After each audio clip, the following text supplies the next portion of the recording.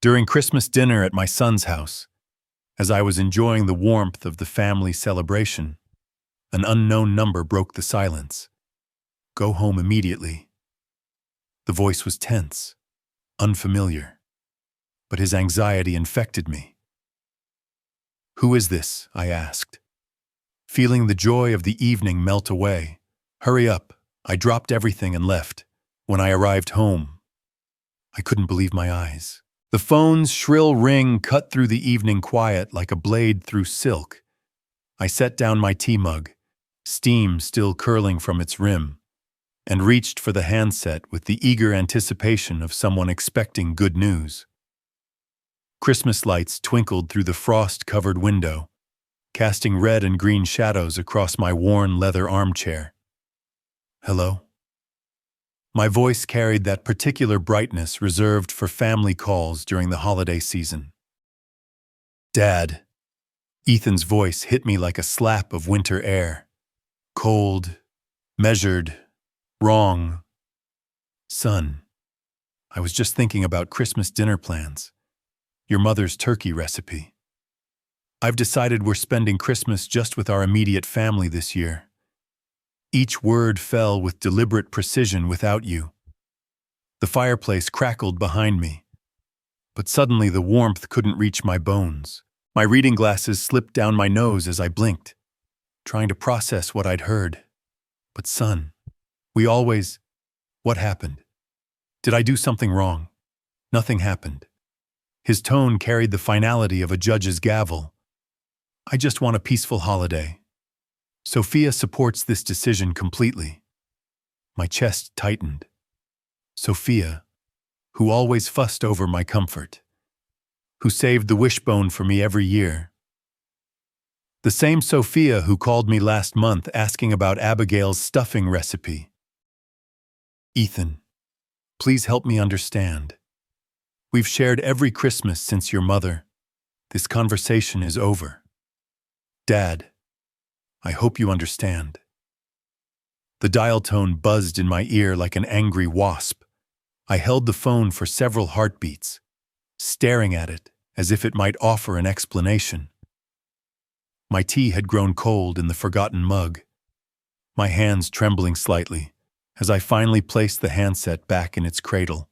The grandfather clock in the hallway chimed 8 times. Each note seemed to echo the finality in my son's voice.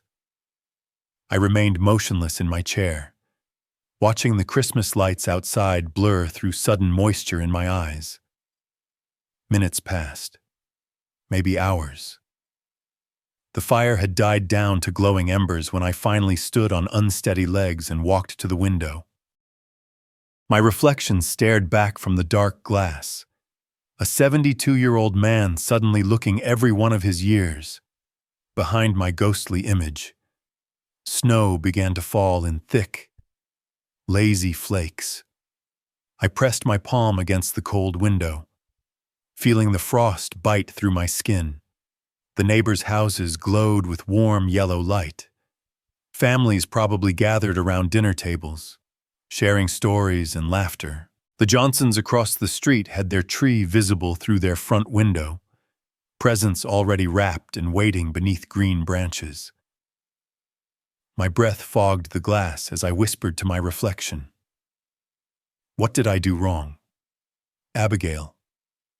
The silence that answered felt heavier than the snow accumulating outside. I traced a finger through the condensation on the window, drawing meaningless patterns, while my mind replayed every interaction with Ethan over the past few months.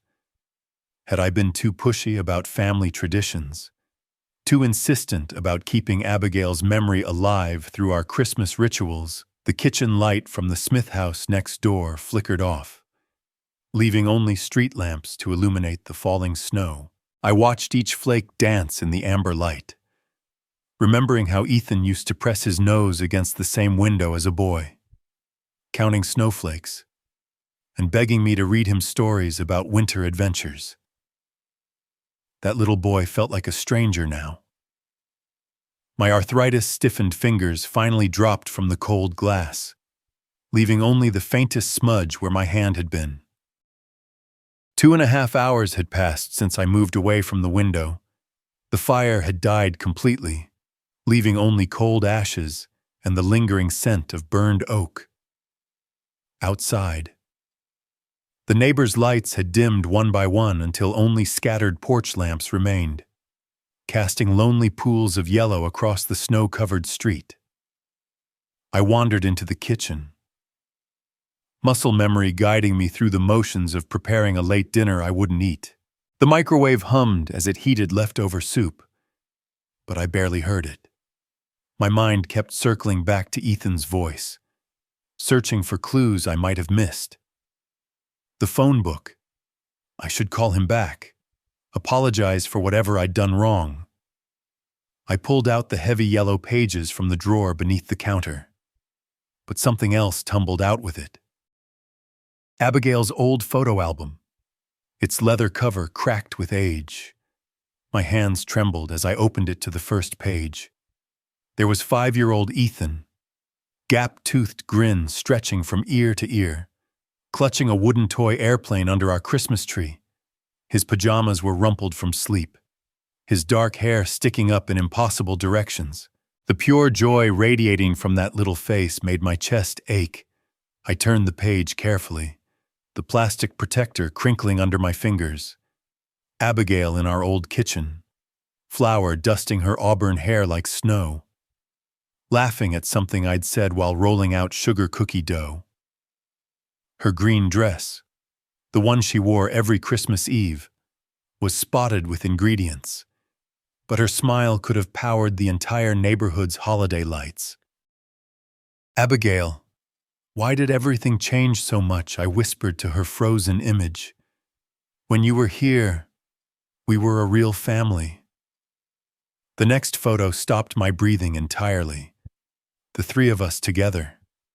Abigail holding baby Ethan against her chest. My younger self with an arm around both of them. All of us beaming at the camera. We looked invincible then, like nothing could ever break us apart. I traced Abigail's face with my fingertip, remembering that Christmas morning 18 years ago. Ethan thundering down the stairs in his Superman pajamas. Abigail making her famous cinnamon rolls while I pretended to be surprised by his excitement. He'd begged me to read The Night Before Christmas 3 times that day, snuggling against my shoulder with chocolate on his fingers and wonder in his eyes. When had that wonder died? When did my boy become this cold stranger who could cut me out of his life with surgical precision? I flipped through more pages, each photograph a small knife twisting deeper. Abigail's final Christmas 6 years ago, when cancer had already weakened her hands, but she still insisted on wrapping every present herself. Ethan had visited less frequently that year, making excuses about work and obligations I'd chosen to believe rather than question. "Keep the family together, Ian," Abigail had whispered during her last week, her once bright eyes clouded with morphine and worry. "Promise me you won't let distance grow between you and Ethan." I'd promised. Had I failed her so completely, the microwave beeped insistently, but I ignored it. The soup could sit there all night. Nothing mattered except these frozen moments when we'd been whole. My fingers found the phone 3 separate times, dialing the first few digits of Ethan's number before hanging up. What could I say? What words could bridge this chasm that had opened without warning? The grandfather clock chimed 11:30. I closed the album carefully, but pulled out the photo of Abigail laughing in our kitchen. This one I placed on my nightstand, where I could see her smile first thing in the morning. Maybe she'd help me understand what had gone so terribly wrong with our son. As I undressed for bed, Abigail's side of the mattress looked vast and empty, the way it had for 6 long years. But tonight it felt even more hollow, as if losing Ethan had doubled the loneliness that already lived in these rooms. I set my alarm clock for 8, old habits from 45 years of work refusing to die, and pulled the covers up to my chin. Through the bedroom window, Snow continued falling steadily, blanketing our neighborhood in pristine white that would be gray slush by morning. The photo album went back in the drawer, but not before I whispered one final question to the darkness. Where's that little boy who begged me to read him bedtime stories? Morning light filtered through curtains that hadn't been properly opened, casting gray shadows across my rumpled breakfast table. The newspaper lay folded beside a bowl of oatmeal that had grown cold while I read the obituaries, a habit that felt more relevant with each passing year. Abigail's photo smiled at me from the nightstand where I'd left it, but even her encouragement couldn't lift the weight that had settled in my chest. The phone's electronic ring made me jump, my spoon clattering against the ceramic bowl. After yesterday's conversation, any unexpected call felt like a potential ambush. I checked the caller ID with shaking fingers, and my heart stuttered when I saw Ethan's name displayed in blue letters. Hope and dread wrestled in my stomach as I lifted the handset. Hello. My voice came out more cautious than I had intended. Dad. But this time, warmth crept around the edges of that single word. I want to apologize for yesterday's call. I was completely wrong. Relief flooded through me so quickly I had to grip the table's edge. Son, I'm so glad you called back. I was worried I'd done something. No. Dad, you didn't do anything. I was stressed about work, taking it out on the wrong person. His voice carried that familiar cadence I remembered from childhood when he'd apologized for breaking something or tracking mud through the house. Sophia reminded me how important our family traditions are. We want you to come for Christmas dinner after all. Of course I'll come. The words tumbled out before I could stop them, joy bubbling up like champagne. Your mother's turkey recipe, and I'll bring the cranberry sauce. That sounds perfect. Dad, bring everything you usually make. He paused, and something in that silence made my elbow bump against my coffee mug. Sophia's really looking forward to it. The kids have been asking about Grandpa Ian's stories, but underneath his enthusiasm, something felt rushed, practiced, like he was reading from a script rather than speaking from his heart. Ethan, what made you change your mind so suddenly? Yesterday you seemed so certain. Just realized my mistake, that's all. His words came faster now, overlapping my question. Listen, I need to run. Work calls. You know how it is. We'll see you Christmas Day around noon. Wait, son. Can we talk for just... Love you. Dad. See you soon. The line went dead before I could finish my sentence.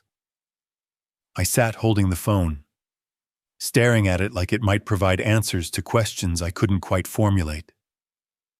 For a moment, pure joy had coursed through my veins. Christmas was saved, my family restored, Abigail's fears proven wrong.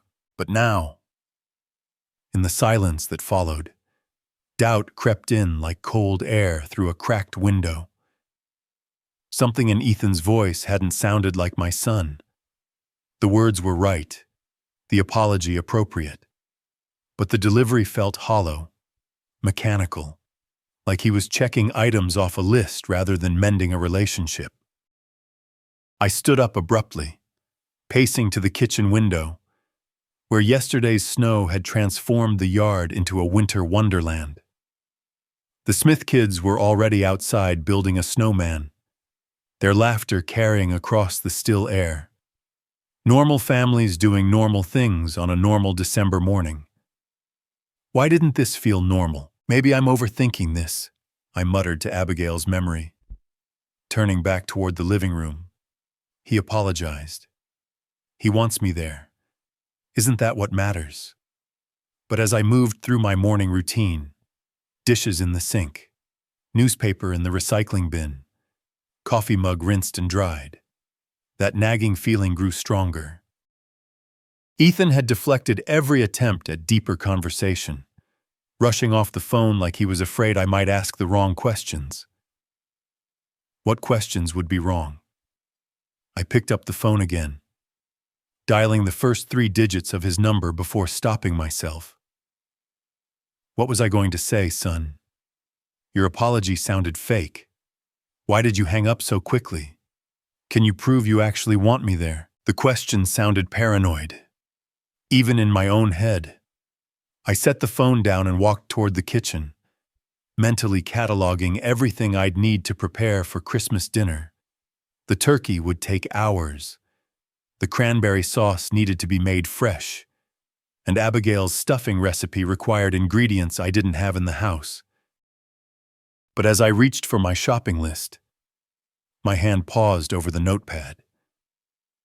Something Ethan had said echoed in my memory. Sophia reminded me how important our family traditions are. Since when did Sophia need to remind Ethan about anything he'd grown up with these traditions? Lived them every year until his mother died. And why mention Sophia's support so specifically, as if he needed her permission to invite his own father to Christmas dinner? I stared at the blank notepad, pen hovering over paper, while unease settled deeper in my bones. 3 days of purpose followed that confusing phone call. I woke December 22nd with energy I hadn't felt since Abigail's passing, humming old Christmas carols while brewing my morning coffee. The notepad beside my cereal bowl filled quickly with menu plans and shopping lists, each item checked and double-checked. Turkey, cranberry sauce, Abigail's stuffing, I muttered, tapping my pen against the worn kitchen table. Everything had to be perfect. This was my chance to prove that family traditions still mattered, that some bonds couldn't be broken by grief or time. The butcher shop on Oak Avenue buzzed with holiday shoppers, but I waited patiently in line, determined to find the perfect bird. When my turn came, I leaned across the glass counter with the intensity of a man on a mission. "I need your finest turkey," I told the round-faced butcher, his white apron splattered with evidence of his craft. "This is for a very special family reunion." His eyes brightened with understanding. "Ah, bringing the family back together. I've got just the thing." The 20-pound turkey he presented looked like something from a magazine cover, plump, unblemished, with skin that would crisp to golden perfection. I paid without haggling, already imagining the moment I'd carry it into Ethan's kitchen. December 23rd took me to the mall, where holiday crowds moved like schools of fish between brightly lit stores. The toy store overwhelmed me with choices until I spotted the model airplane kit, a vintage Cessna that reminded me of the wooden plane from that long-ago photo. For Emily, I selected an art set with colored pencils arranged like a rainbow in their wooden box. That evening, I harvested herbs from my winter garden, their woody stems crackling between my fingers. Abigail's marinade recipe, written in her careful script, lay propped against the sugar bowl while I minced garlic and stripped rosemary leaves. "Abigail, I hope I remember this correctly." I whispered to her photo on the windowsill. "This has to be perfect." The marinade came together like a fragrant green paste. Garlic, rosemary, thyme, olive oil, and Abigail's secret ingredient, a splash of white wine. I massaged it under the turkey skin with careful fingers, feeling like I was performing some ancient ritual of reconciliation. Christmas Eve morning arrived gray and cold, but my spirits remained high. I wrapped gifts with military precision, folding corners sharp as knife blades, and tying ribbons with careful bows. My best Christmas shirt hung pressed and ready, cologne dabbed behind my ears like armor for battle. Yet, as evening approached, unease crept in like fog through cracks. Ethan hadn't called to confirm details. What time should I arrive? Should I bring wine? Did the children have food allergies I'd forgotten? My phone remained stubbornly silent despite my frequent glances. Mike Thompson appeared at my kitchen window while I cleaned up marinade bowls. His weathered face creased with curiosity. "Big plans tomorrow." "Ian," he called through the glass. "Christmas dinner with Ethan and his family," I replied, perhaps too quickly. "We're going to be a real family again." Something flickered across Mike's expression, but he only nodded. "That's wonderful. You deserve happiness." After he left, I couldn't shake the feeling that his question had carried weight beyond casual, neighborly interest. But I pushed the thought away, focusing instead on the golden turkey resting in my refrigerator and the carefully wrapped gifts waiting by the door. By bedtime, Christmas Eve, everything was ready. Everything except my racing heart, which seemed determined to find problems where none existed. Why hadn't Ethan called? Why did Mike look concerned? Why did this reunion feel more like a performance than a homecoming? I stared at the ceiling until dawn, telling myself that anticipation always brought anxiety. Tomorrow would be perfect. It had to be. Christmas morning dawned crisp and bright, snow sparkling like scattered diamonds across the neighborhood. I dressed with ceremonial care, straightening my tie in the hallway mirror and smoothing down hair that stubbornly refused to cooperate. The turkey carrier felt heavier than expected as I loaded it into my car alongside the gift bags. I paused at my front door, key hovering over the lock, and looked back at my house. Empty rooms stared back through frost-covered windows, waiting for my return. Something cold touched my spine, but I shook it off and turned toward the car. Today was about family. Today was about healing. Ethan's driveway crunched under my tires, ice crystals glittering in the afternoon sun. Christmas lights outlined every window and doorframe, creating a postcard-perfect scene that made my chest tight with hope.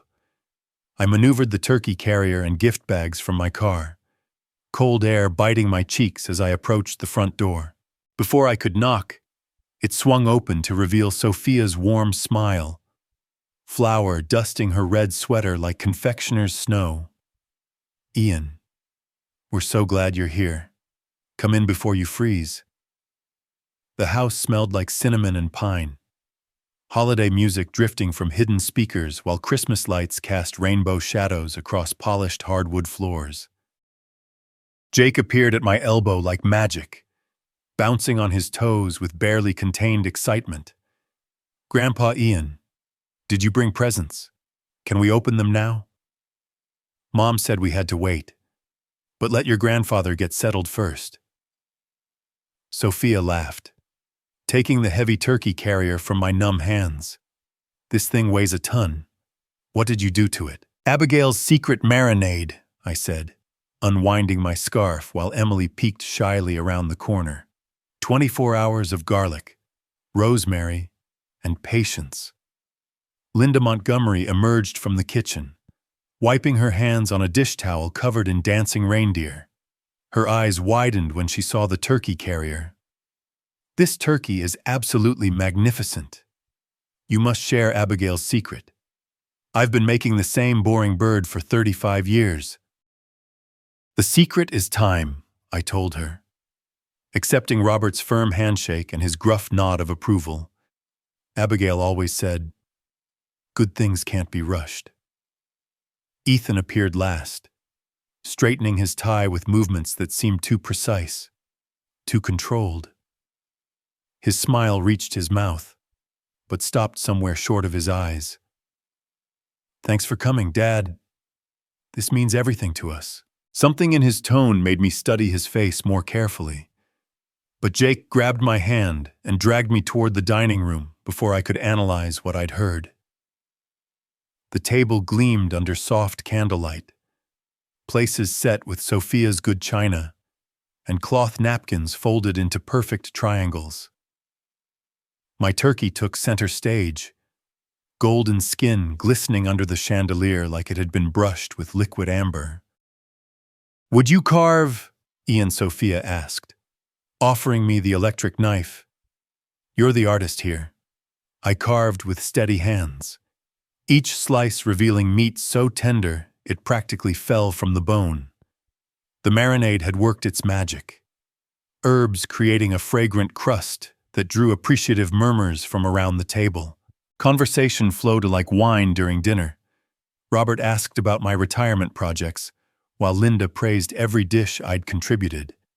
The children chattered about school and friends, their voices bright with holiday excitement.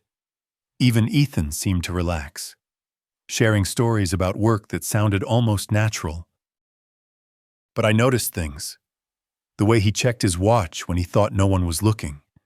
How he startled slightly when someone's phone buzzed with notifications. His laughter carried the right notes, but something underneath felt hollow, like an echo in an empty room. "Grandpa, can we open presents now?" Emily asked, her voice soft but hopeful as she finished her cranberry sauce. "Please, please, please," Jake added, bouncing in his chair until Sophia placed a calming hand on his shoulder. The gift exchange happened in the living room, wrapping paper scattered like colorful snow across the carpet. Jake's eyes grew wide as he unwrapped the model airplane, turning the box over to examine every detail. A Cessna, just like the ones at the air show. "Can we build it together?" "Of course," I promised, warmth spreading through my chest. That's what grandfathers are for. Emily hugged her art set close, already planning masterpieces with colored pencils that gleamed like jewels in their wooden case. "I'm going to draw our whole family," she announced solemnly. "Even great-grandma Abigail, so she can be with us, too." The room fell quiet for a moment. Abigail's absence suddenly present among us like an extra guest. But it wasn't the sharp grief I'd carried for 6 years. This felt gentler, like she was smiling down at us from wherever such smiles come from. "She would have loved that," I said, my voice rougher than intended. As evening approached, the meal's warmth settled over us like a comfortable blanket. Robert and I discussed baseball, while Linda helped Sophia with dishes. The children played on the floor with their new treasures, their giggles providing a cheerful soundtrack to adult conversation. I loosened my tie and leaned back in the armchair Sophia had designated as mine, feeling more content than I had in months. This was what Christmas should be. Family together, traditions honored, love shared across generations. My phone vibrated against my chest, a gentle buzzing through my jacket pocket. I ignored it, not wanting to break the spell of this perfect evening. But it buzzed again, insistent as a trapped bee. "Excuse me for just a moment," I said to Robert, who'd been describing his grandson's baseball prowess. I slipped away from Robert's baseball stories, my phone still buzzing insistently against my ribs. The narrow powder room off the main hallway offered privacy, its door clicking shut behind me to muffle the warm sounds of family conversation. Unknown number glowed on my phone's display. I almost declined. Who calls on Christmas night except telemarketers and scam artists? But when it stopped ringing and immediately started again, irritation overrode caution. "Hello. Who is this calling on Christmas? You need to get home immediately."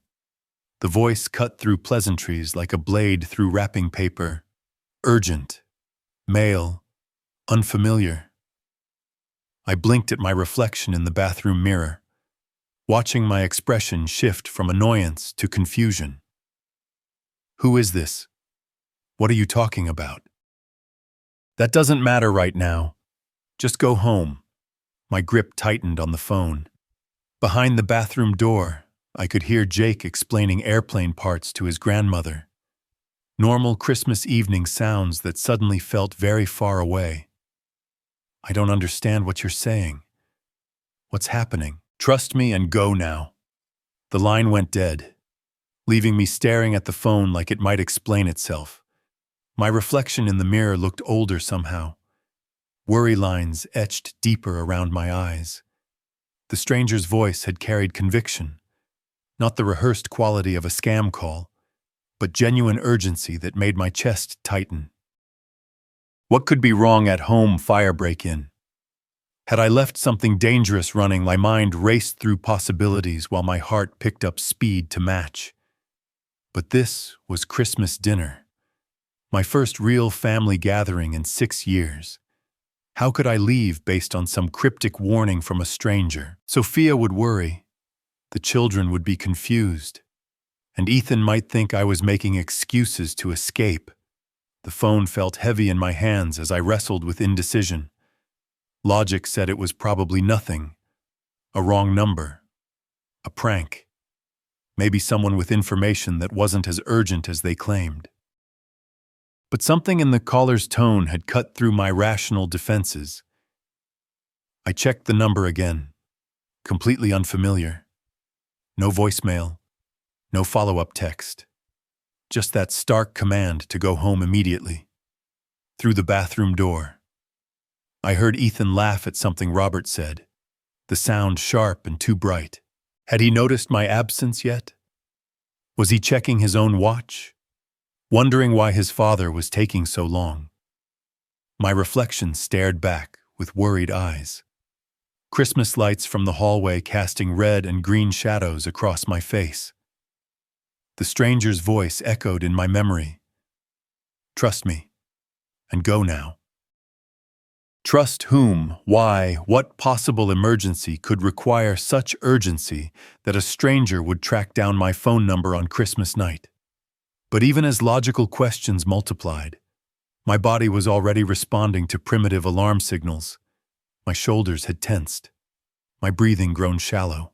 Some ancient part of my brain was screaming that this call wasn't random, wasn't meaningless. I thought of my house sitting empty in the December darkness, windows unlit, doors locked against whatever might be waiting. What if someone was inside right now, going through my belongings? What if the house was flooding or burning or, Dad, you okay in there? Ethan's voice came through the door, concerned and perfectly timed.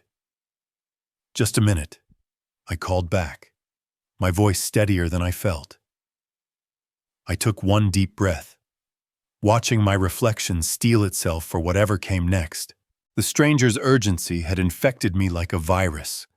I couldn't ignore it, couldn't explain it away, couldn't pretend that Christmas dinner was more important than this growing certainty that something was very wrong at home. My hand reached for the doorknob, fingers trembling slightly as they closed around cold brass. Whatever explanation I gave the family would have to be good enough. Whatever was happening at my house couldn't wait for dessert and coffee. My hand trembled as I turned the bathroom doorknob, the stranger's urgent voice still echoing in my skull. The warm family scene beyond the door felt suddenly foreign. Children's laughter, adults chatting over coffee. The soft glow of Christmas lights that had seemed so welcoming an hour ago. Everything okay?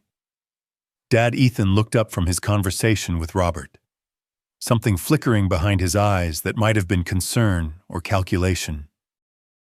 I need to go home. The words came out sharper than intended, cutting through the comfortable evening atmosphere like a blade through wrapping paper. Sophia appeared at my elbow, dish towel still in her hands. Home, but we haven't had dessert yet. I made your favorite apple pie. There's an emergency. I grabbed my coat from the closet. Movements jerky and urgent. Someone called. Something's wrong at the house.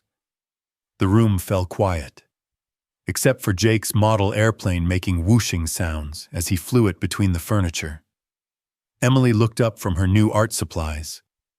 Colored pencils scattered across the coffee table like rainbow sprinkles. What kind of emergency? Robert's brow furrowed with the suspicion of a man who'd lived long enough to question convenient coincidences. I don't know yet. My fingers fumbled with coat buttons, muscle memory failing under stress. They just said I needed to get home immediately. Ethan stood up, his face the picture of concerned confusion. Who called? Why didn't they explain what was wrong for a split second? I studied my son's expression, searching for something I couldn't name. His worry looked genuine, but there was something underneath, a tension that didn't quite match his words. I have to go. I bent to kiss the children goodbye, their small faces looking up at me with innocent bewilderment. Thank you for a wonderful Christmas dinner. I'm sorry to leave like this. The cold December air hit my face like a slap as I hurried to my car. Family voices following me through the open door. My engine turned over reluctantly, protesting the sudden demand for action after sitting in the cold. I backed out too quickly, nearly clipping Ethan's mailbox with my bumper. In the rearview mirror, I saw them clustered in the doorway, Sophia hugging herself against the cold, Robert shaking his head, the children pressing their faces to the window. Ethan stood slightly apart from the group, his silhouette dark against the warm light spilling from inside. The suburban streets stretched empty before me, Christmas lights twinkling from house after house like distant stars. Most families were inside celebrating, creating the warm tableau I glimpsed through uncurtained windows. The radio played Silent Night, but nothing about this night felt silent or holy. My hands gripped the steering wheel until my knuckles went white, that mysterious voice replaying in my memory with each mile. Trust me and go now. But trust whom and why? What could possibly be wrong at home that required such urgency? The speedometer crept past the limit as empty intersections blurred by. I ran a yellow light, then another, driven by some primitive instinct that screamed danger even when logic found no evidence. Had I left something running? The stove, maybe, or a space heater that could start a fire, but I'd been so careful preparing for today, double-checking everything before leaving. The house had been pristine, secure, ready for my return, unless someone else had entered it. That thought hit like ice water in my veins, making my foot press harder on the accelerator. A break-in. It had to be. Someone had seen the house dark and empty on Christmas night. Easy pickings while the owner was away celebrating with family. But how would a stranger get my phone number? How would they know I wasn't home? My mind circled back to Ethan's behavior during dinner. The way he'd checked his watch. That forced laughter. The relief I'd seen flicker across his face when I announced my departure. Was I imagining connections that didn't exist? Or had my son seemed almost eager for me to leave? The thought felt disloyal, unworthy of a father who should trust his child. But suspicion had taken root, growing stronger with each passing mile. I turned into my neighborhood, noting how few houses showed signs of life. Christmas night in suburbia meant families gathered inside, curtains drawn against the cold, perfect conditions for crime. My house sat dark at the end of the street, exactly as I'd left it hours ago. But something felt wrong, a subtle wrongness that made my skin crawl, even before I could identify what had changed. I parked behind Mike Thompson's oak tree instead of my own driveway, some instinct demanding stealth over convenience. The engine ticked as it cooled, the only sound in the crystalline night air. Cold air bit my face as I stepped from the car. Every sense suddenly hyper-aware of my surroundings. The familiar street looked different through the lens of potential danger.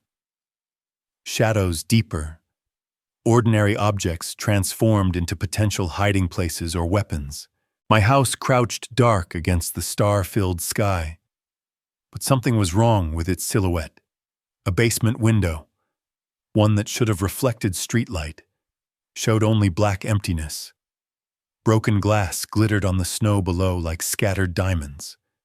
Someone was inside right now.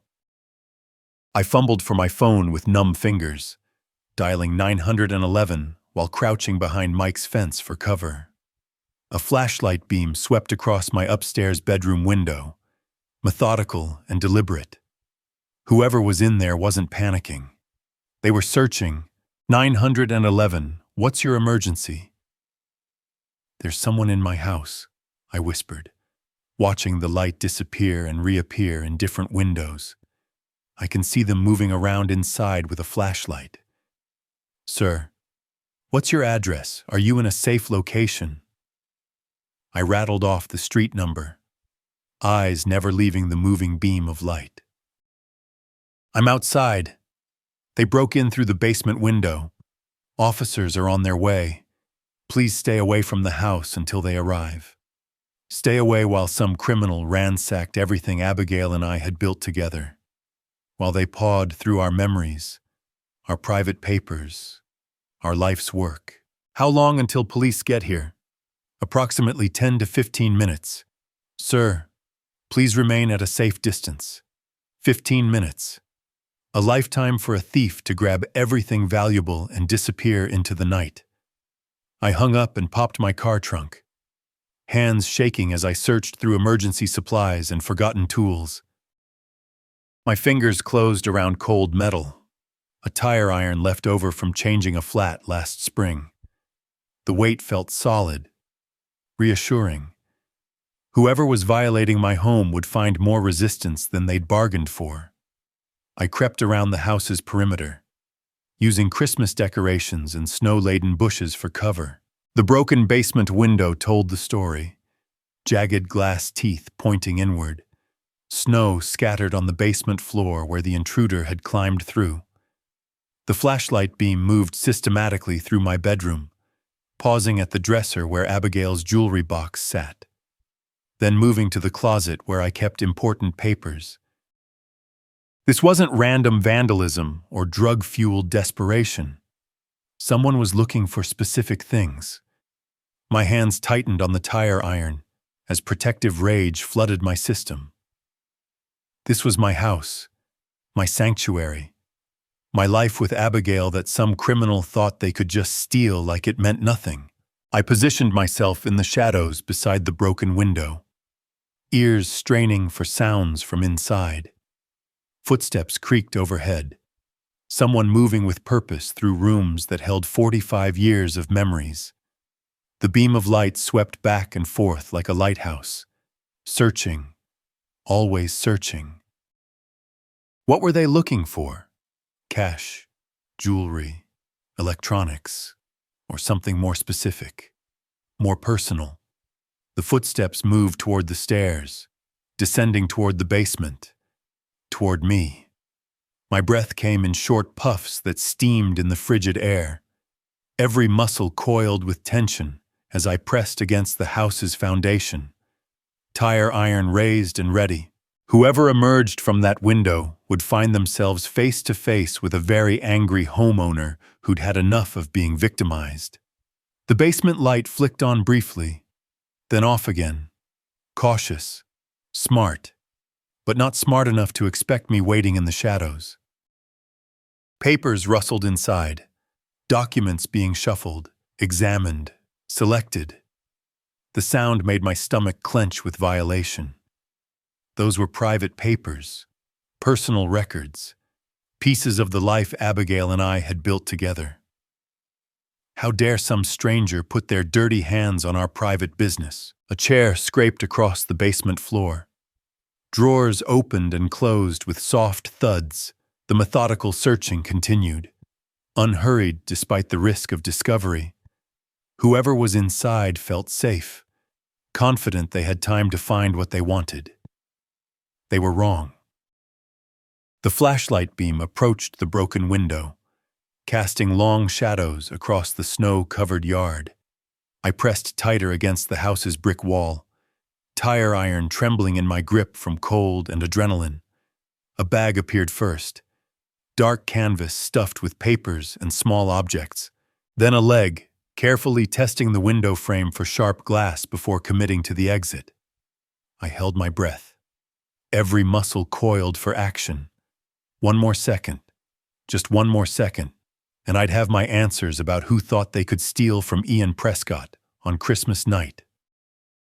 The second leg emerged from the basement window, followed by a torso I recognized with sickening clarity. Derek Hayes straightened up in my backyard, clutching a canvas bag stuffed with what looked like documents and small valuables, completely unaware that he wasn't alone. "Derek!" I stepped from the shadows, tire iron raised, my voice cutting through the winter silence like a whip crack. He spun around, nearly losing his balance on the snow-slick ground. The bag tumbled from his startled grip, papers scattering across the white landscape like oversized confetti.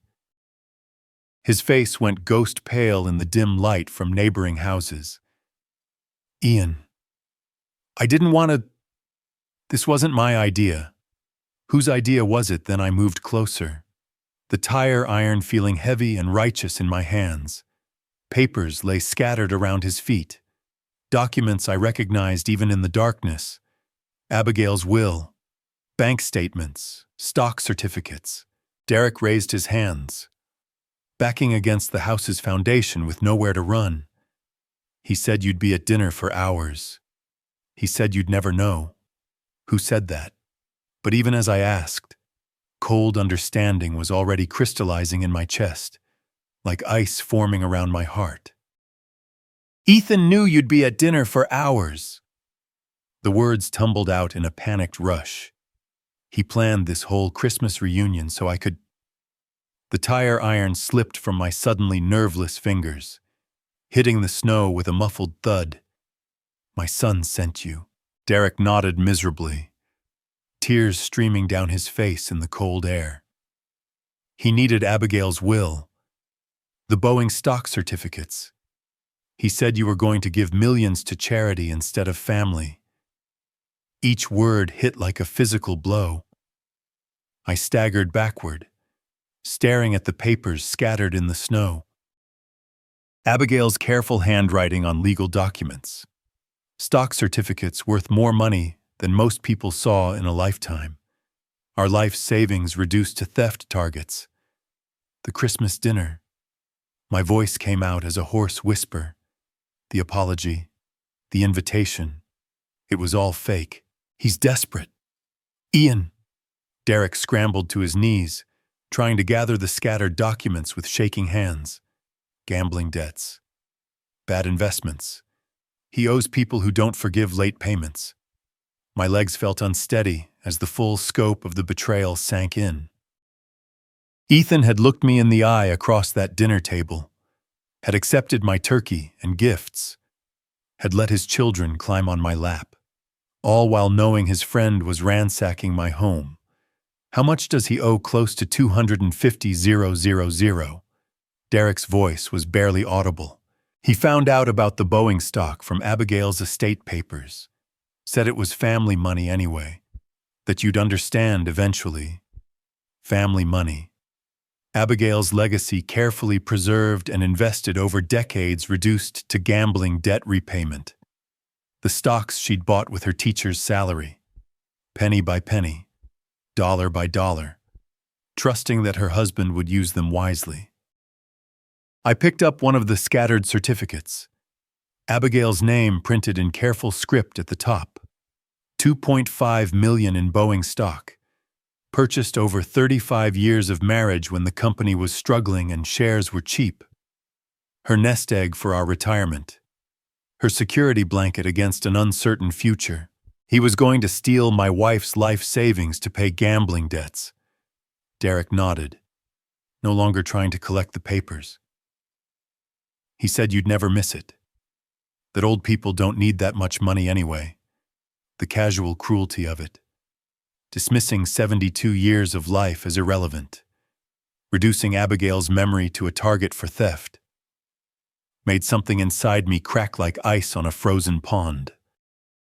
I stared at Derek, then at the papers scattered in the snow. then back at the broken basement window that gaped like a wound in my home's foundation. Everything I'd believed about my son, about our relationship, about the possibility of healing old hurts. All of it lies built on greed and desperation. My phone began to ring, the electronic sound jarring in the winter silence. I looked at the screen. Ethan is calling. He's probably wondering why you left dinner early, Derek said miserably. He's going to be so angry that I got caught. I stared at my son's name on the phone screen, my thumb hovering over the answer button. Behind me, police sirens wailed in the distance. Growing closer, in front of me, scattered in the snow, lay the wreckage of Abigail's trust and my faith in family. The phone kept ringing, insistent as guilt, demanding as greed. Police sirens wailed closer through the winter night, red and blue lights beginning to strobe through the bare tree branches like some twisted Christmas display. I stood over Derek, who remained crumpled in the snow beside my scattered documents, his confessions still echoing in the frigid air.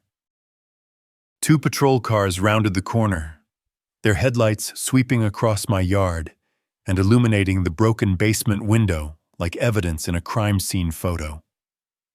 Officers emerged with practiced efficiency, hands resting on equipment belts, eyes quickly assessing the situation before them. "Sir, are you the homeowner who called 911? The lead officer approached me with calm authority, his badge catching the reflection of Christmas lights from neighboring houses. "Ian Prescott. This is my house." And that man broke into it. I gestured toward Derek, who raised his hands higher, as if surrendering to an army rather than 2 suburban police officers.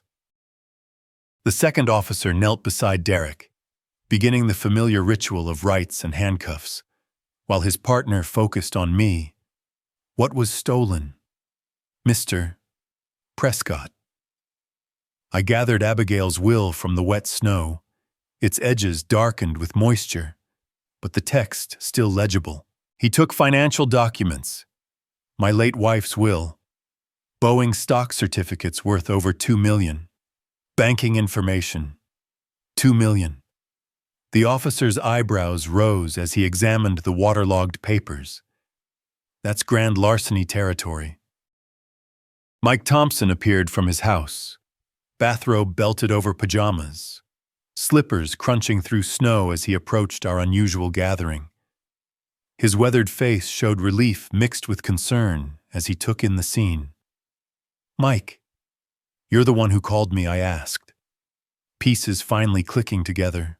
"Saw someone with a flashlight moving through your house around 9:00, he said, nodding toward the officers. "Couldn't just ignore that on Christmas night. Had to track down your phone number from the neighborhood directory. You saved more than just my possessions tonight." I clasped his shoulder, grateful for neighbors who still cared enough to get involved. The lead officer looked between us with growing understanding. "So this wasn't a random break-in. Mr. Hayes here knew the house would be empty." "He's my son's friend," I said, the words tasting bitter. "My son knew I'd be at his house for Christmas dinner. He planned this whole thing." Derek, now handcuffed and seated in the patrol car's back seat, stared through the window with the expression of someone watching his entire future collapse. The officer taking his statement nodded grimly as details emerged. The gambling debts, the planned theft, the manipulation of family Christmas traditions. My phone rang again, the electronic sound jarring against the official atmosphere of crime scene investigation. Ethan displayed on the screen like an accusation. Should I answer that? I asked the officer. "Go ahead. Might be interesting to hear what he says." I accepted the call, putting it on speaker so the officers could hear. "Hello? Ethan. Dad. Where are you? We're all getting worried." His voice carried exactly the right mix of concern and confusion. You've been gone for over an hour. I'm coming back. Son, we need to have a conversation. Silence stretched across the connection, and I could almost hear Ethan's mind racing to interpret my tone. Is everything all right? You sound different. Everything will be clear very soon. I ended the call before he could ask more questions. The officers finished their paperwork while I collected the scattered documents. Each piece of paper representing a fragment of Abigail's legacy that had nearly been stolen by her own son. The Boeing stock certificates felt heavier in my hands than their physical weight suggested. 35 years of Abigail's careful investment, saved penny by penny from her teacher's salary. We'll need you to come in tomorrow to finalize your statement, the lead officer said, handing me his card. Mr. Hayes will be charged with breaking and entering, attempted grand larceny, and probably a few other things once we sort through everything. Mike walked with me to my car as the patrol vehicles drove away. Derek's pale face visible through the rear window like a ghost of Christmas future. You sure you're okay to drive back there? Mike asked. That's going to be a tough conversation. I looked at my house one final time. The broken window, the disturbed snow, the Christmas wreath on my front door that suddenly seemed to mock the whole notion of peace on earth. Some conversations can't wait. Mike, some truths need to be told while they're fresh. My car started reluctantly in the cold, engine protesting the sudden demand for action. As I backed out of my driveway, my headlights swept across the Christmas decorations on my front door, their cheerful red bow a bitter contrast to the family destruction I was about to unleash. But Abigail's will sat safely beside me on the passenger seat, rescued from theft and betrayal. Whatever happened next, her legacy would be protected. My headlights swept across Ethan's house as I pulled into the driveway, the warm glow from the windows and twinkling Christmas lights creating a perfect facade of family happiness. Through the front window, I could see silhouettes moving in the living room, my son pacing near the Christmas tree while Sophia gestured with obvious concern. The recovered documents lay on my passenger seat like evidence in a court case. Abigail's will slightly damp but perfectly legible. The Boeing stock certificates bearing her careful signature from decades past. I gathered them carefully, each paper a weapon in the battle for truth I was about to wage. I didn't knock. This was still family, even if that word had been poisoned by greed and betrayal. The front door opened onto a scene of worried domesticity. Sophia folding dish towels by the kitchen entrance. Robert reading a magazine while Linda worked on a crossword puzzle. The children sprawled on the carpet with their new Christmas toys. Everyone looked up as I entered, and I watched Ethan's face transform from relief to confusion to growing alarm as he noticed my expression. Ian. Thank goodness. Sophia hurried toward me, genuine concern creasing her features. What happened? You look terrible. Ask your husband what happened. Sophia. I placed the documents on the coffee table with deliberate ceremony, arranging them so everyone could see Abigail's familiar handwriting on the will, the official Boeing letterhead on the stock certificates, the bank routing numbers on financial statements. Ethan stared at the papers like they were evidence of his own execution. Dad, I don't understand what you're talking about. These are Abigail's will and the Boeing stock certificates that Derek tried to steal tonight. I kept my voice level, letting the facts speak for themselves. He's currently in police custody, charged with breaking and entering and attempted grand larceny. Robert's magazine slipped from his hands. Stock certificates. What stocks Abigail left me Boeing, shares worth $2.5 million. I watched each face process this information. Surprise, confusion, growing understanding. She bought them over 35 years, investing her teacher's salary when the company was struggling. Ethan discovered that I planned to donate the inheritance to veterans organizations and educational charities. Dad, that's our family inheritance. Ethan's carefully constructed facade cracked, revealing the desperation underneath. You can't just give it all away to strangers. I can do whatever I choose with my money, but you decided to steal it instead of talking to me. Sophia sank onto the couch, one hand covering her mouth as pieces clicked into place. The Christmas invitation, the sudden reconciliation, all planned to give Ethan an alibi while his friend robbed my house. I turned to face my son directly. You used Christmas, used your children's joy, your wife's goodness, used my grief for your mother to cover theft. Linda's crossword puzzle fell to the floor. Forgotten. Ethan, please tell us this isn't true. But Ethan was past denying. The evidence lay scattered across the coffee table, and his friend's arrest had removed any possibility of covering up the conspiracy. You don't understand the pressure I'm under, the debts, the people I owe money to. How much Robert's voice carried the authority of a man who'd managed finances his entire life. 250,000. Ethan's admission fell into the room like a bomb. Bad investments, some gambling. It started small, but it grew so fast. So, you decided to steal from your father. Sophia's voice broke on the words, to use our children as props in a criminal scheme. Jake looked up from his model airplane, sensing adult tensions he couldn't understand.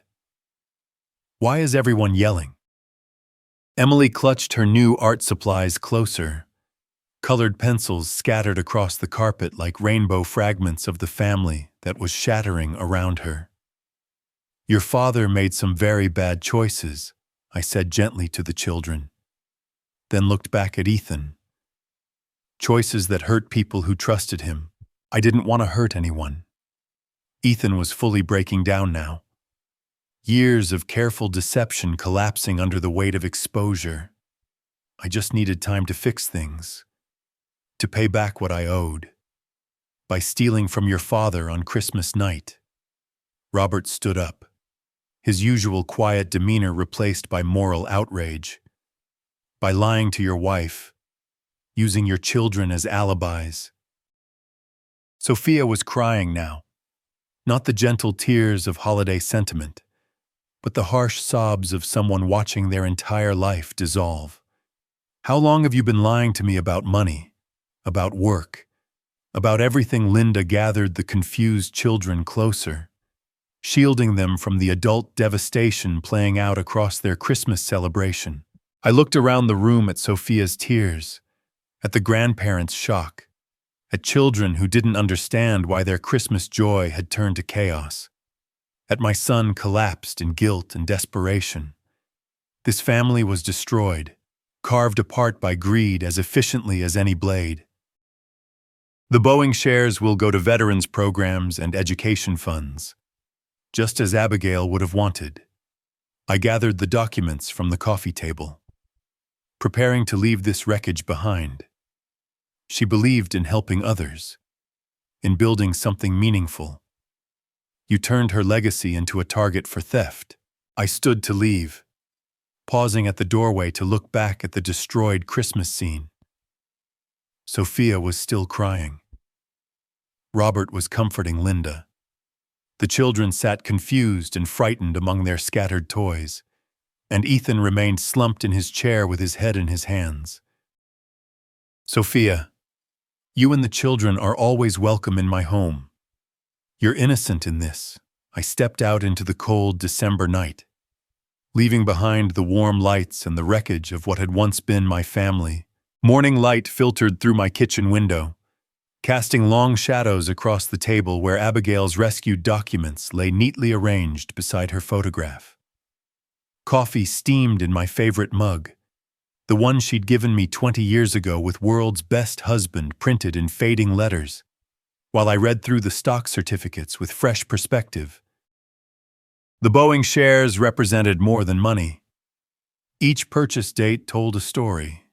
September 1995, when the company struggled with layoffs, and Abigail saw opportunity. March 2001, after 9/11's devastated airline stocks, and she believed in recovery. December 2008, during the financial crisis, when others sold in panic, and she bought with faith. My phone rang, interrupting the peaceful morning routine. Sophia's name on the caller ID made my chest tighten with concern. "Ian, I'm so sorry." Her voice was raw from crying, but determined. I never knew about Ethan's plans, about any of it. "Sophia, none of this is your fault. You're a good woman who trusted the wrong man. I'm filing for divorce." The words came out in a rush, as if saying them quickly might make them easier. "The children don't deserve a criminal father, and I won't live with someone who could do what he did. You're welcome in my life always. You and the children. Thank you. That means everything right now." After she hung up, I sat staring at Abigail's photo, remembering our conversations about family, about values, about what really mattered. She would have been heartbroken by Ethan's choices, but proud of the truth finally emerging. A knock at the front door interrupted my reflection. Mike Thompson stood on my porch, concern creasing his weathered features. "How are you holding up, friend?" "It hurts, Mike, but I'm free from lies now." I gestured him inside, grateful for solid friendship in the aftermath of family destruction. "You did the right thing. Truth always matters, even when it's painful." Abigail would be proud that justice won over family loyalty. I poured him coffee, settling into the comfortable rhythm of honest conversation. We talked about practical matters, changing locks, updating security systems, revising my will to ensure Ethan could never access the inheritance. Mike's police experience proved invaluable for protecting against future schemes. "What will you do with Abigail's shares?" he asked, examining the Boeing certificates. "Honor her memory. Veterans organizations, educational scholarships, community programs, things that build people up instead of tearing them down."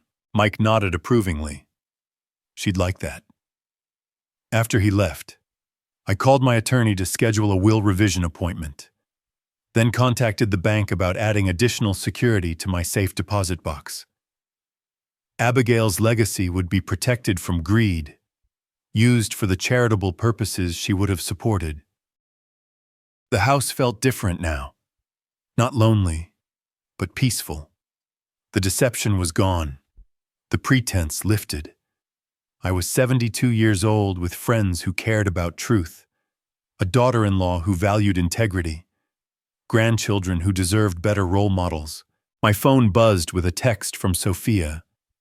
"The kids want to know when they can visit Grandpa Ian again." I smiled, typing back, "Anytime. We'll build new traditions." Looking at Abigail's photograph on the mantel, I felt her presence guiding my decisions. The money she'd saved would help veterans find jobs, fund scholarships for teachers like herself, support community programs that strengthen families instead of destroying them. "Your Boeing shares will help people build better lives," I said to her image, "just like you would have wanted." Ethan had chosen greed over family, lies over love, theft over trust. I chose honor over blood, truth over convenience, integrity over comfort. The December morning sun streamed through my windows, illuminating dust motes that danced like tiny prayers in the golden light. Outside, snow covered the neighborhood in pristine white, offering the promise of fresh starts and new beginnings. I opened my front door to breathe the crisp winter air, looking out at the peaceful street where Mike had stood guard like a sentinel of justice. The future stretched ahead, smaller than I'd planned, but cleaner, more honest. built on foundations that wouldn't crumble under pressure. Abigail's legacy was safe. Truth had won over deception. Real family, the kind built on love and respect rather than blood and obligation, would continue. That was enough. That was everything. As the winter sun rose higher, I felt a quiet peace settle over me. Abigail's spirit lingered in every corner of the house, reminding me that love endures beyond betrayal. Though the family I knew was fractured, new bonds would form with those who valued honesty and kindness. If this story touched you, please like and subscribe to the channel. Share your impressions in the comments below. What did you think of Ian's journey? How would you handle such a betrayal? Drop your questions, and let's discuss more. Interact with us. Your thoughts make these stories come alive. To hear the next tale, click the box on the left. Thank you for listening.